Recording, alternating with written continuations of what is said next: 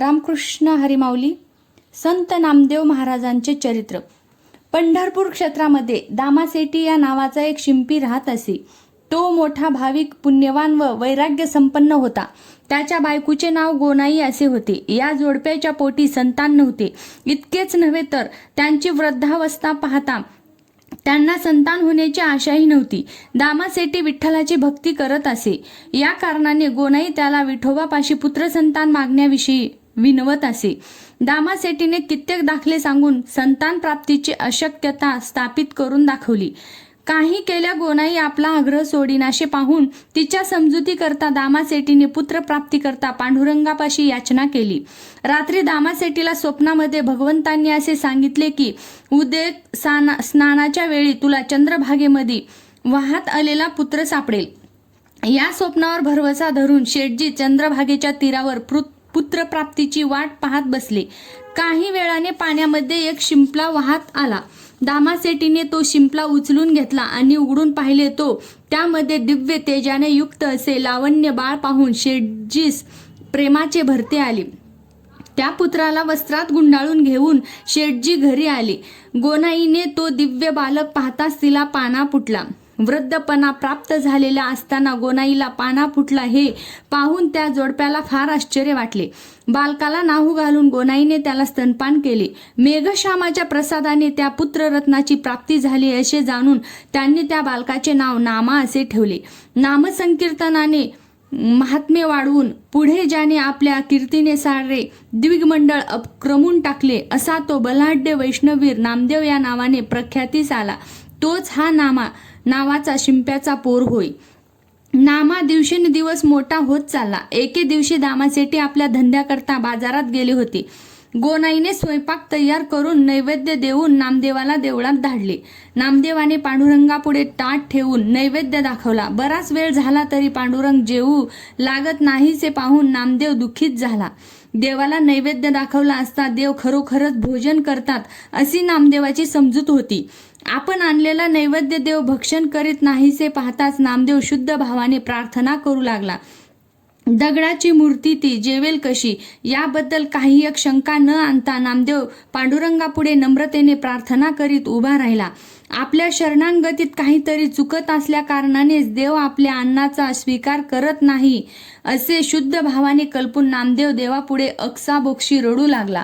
नामदेवाची विमल भावना पाहून विठोबा प्रसन्न झाले। त्यांनी नामदेवास आलिंगन दिले आणि नामदेवाच्या हातचा नैवेद्य मोठ्या प्रेमाने भक्षण केला।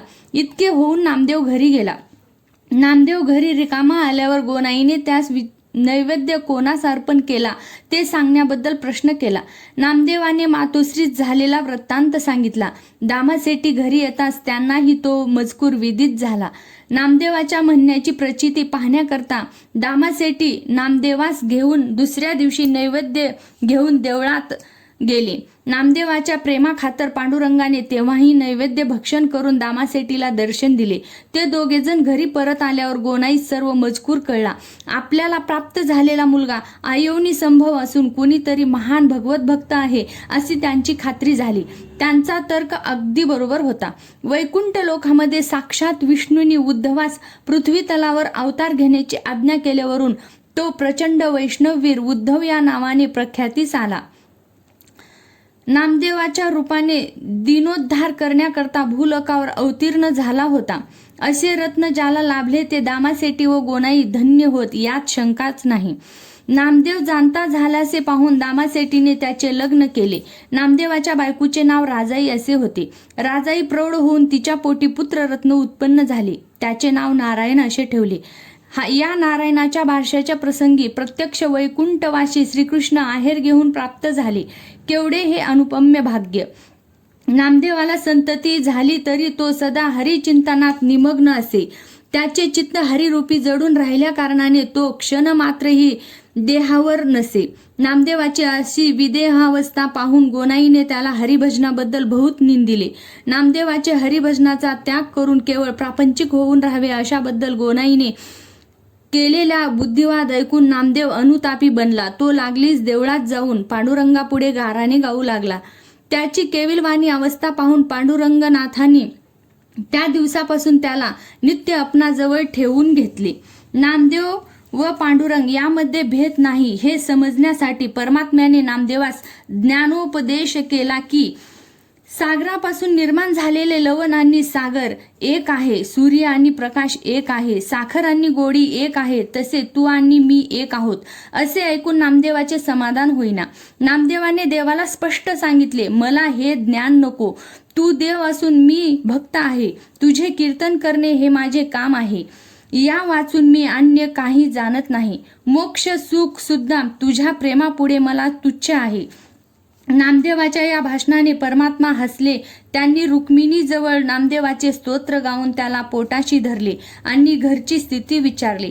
नामदेवाच्या घरी अन्न पाणी छत नसतानाही नामदेव म्हणाले, देवा आम्ही तुझ्यापेक्षा जास्त समाधानी व सुखी आनंदी आहोत, कारण आमच्या मुखामध्ये सदैव तुझे नाम बसत असल्यामुळे आमचे मन विश्रांतीपूर्ण आहे. नामदेवाचे हे भावयुक्त बोलणे ऐकून पांडुरंगाने नामदेवास घट्ट मिठी मारली. इकडे राजाई फार कावली होती. घरी खायला पोटभर अन्न नाही, नेसाव्यास वस्त्र नाही, घरामध्ये साधू संताचा सुळसुळाट. या गोष्टीने राजाई विठोबाच्या नावाने खडी फोडत असे. ज्या विठ्ठल भजनामध्ये नामदेव रंगून राहिले होते त्या विठ्ठलाने आपल्या घराचा नाश केला असे वाटत असे. नामदेवाच्या संसाराची पांडुरंगाला काळजी. पांडुरंगाने वाण्याचे रूप धारण केले आणि नामदेवाला समजू न देता त्याच्या घरी होनाच्या गोण्या आणल्या. गरुडाला बैल केले व त्याच्या पाठीवर होनाच्या गोण्या लादल्या. स्वतः केशवशेठ वाणी आले व घर शोधत नामदेवाच्या घरी आले. राजाईला वाटली आपल्या घरी आधीच अन्नाचा दुष्काळ, त्यात हा केशवशेठ 13वा महिना म्हणून रागवू लागली व घरी घरधनी नाहीत म्हणून सांगितलं. राजाईचे संतापयुक्त भाषण थांबताच केशवशेठ राजाईस म्हणाले, आमचा व नामदेवाचा बहुत परिचय आहे. नामदेवाची दरिद्रावस्था जाणून त्याला मदत करावी म्हणून आलो आहे. घरधनी नसले तरी चालेल, तुम्ही होनाच्या गोण्या घ्या आणि मग आम्ही निघतो. इतके सांगून गोण्या राजाईच्या स्वाधीन केल्या व शेवटी जाऊ लागले. इतका वेळ निष्ठुर बोलणारी राजाई आता मोठ्या नम्रतेने बोलू लागली व जेवण करून जाण्याचा आग्रह करू लागली. पण व्यर्थ. परमात्मा सोन्या रुपयाच्या आस्थेने सत्ववृत्ती दाखवणाऱ्याला लाभत नाही. देव निघून गेले.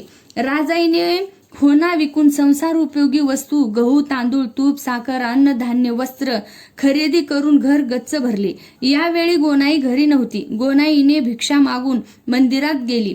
नामदेवाला घरी येण्यास आग्रह करू लागली. नामदेव येत नाही असे पाहून गोनाई विठोबाची निंदा करू लागली. पांडुरंगाला दोष देऊ लागली. दोषारोप ऐकून पांडुरंग हसले नि म्हणाले, बाई तुम्ही आमचा वर व्यर्थ राग काढता. तुमचा मुलगा आपण होऊनच आमच्या नादी लागला आहे. मी जगदाकार वृक्ष असून नामदेव हा त्याचे अमृत फळ आहे. आजपर्यंत हे फळ तोडून नेले होतेस.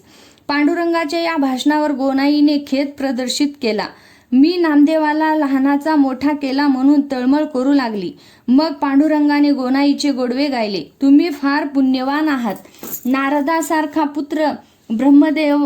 पुत्रामुळे ब्रह्मदेव सावित्रीसह धन्य झाले, त्याप्रमाणे तुम्ही व दामासेठी धन्य झालात. प्रल्हादामुळे जसा दैत्यवंश धन्य झाला तसे नामदेवामुळे शिंपी वंश धन्य झाला. हनुमंतामुळे अंजनी कृतार्थ झाली. ध्रुवामुळे सुनीती धन्य झाली. त्याप्रमाणे तू गोनाई धन्य झाली आहेस. देवांनी नामदेवाची समजूत काढून गोनाईच्या स्वाधीन केले. गोनाई पुत्रासह घरी निघाली. वाटेने नामदेवाच्या डोळ्यातून एकसारखा अश्रुपात चालला होता. नामदेव घरी आल्यावर घरातील अपूर्व थाट पाहून चकित झाले. पंचपक्वान्नाचे भोजन, वस्त्र प्राचारणे, मोठाली भांडी, होनाच्या राशी इत्यादी वैभव पाहून नामदेव अत्यंत कष्टी झाले. फासामध्ये अडकलेल्या मृगाप्रमाणे नामदेव घाबरा झाला.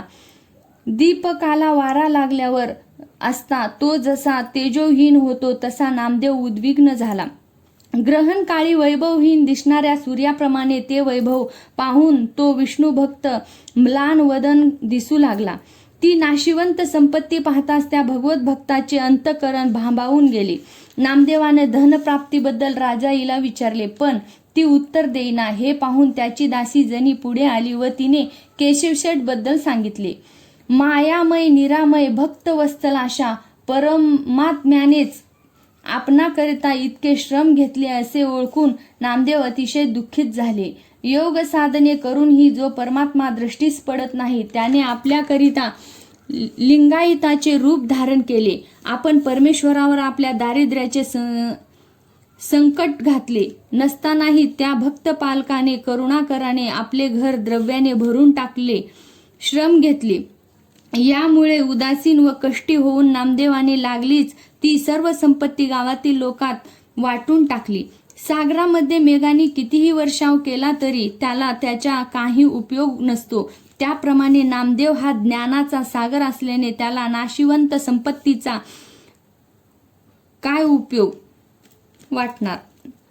अर्थप्रिय जनांना नामदेवाचे हे कृत्य मूर्खपणाचे वाटण्याचा संभव आहे. पण तशा जणांकडून धन्यवाद घेण्याकरता नामदेवासारख्या भक्त शिखामणी भगवंत पदारविंदाचा त्याग करून संपदेची जोड करण्यात कधीही रंगून राहणार नाही. नामदेवाचे चरित्र वर्णनात काही चुकी झाली असेल तर क्षमा असावी. झालेली सेवा कृष्णार्पण.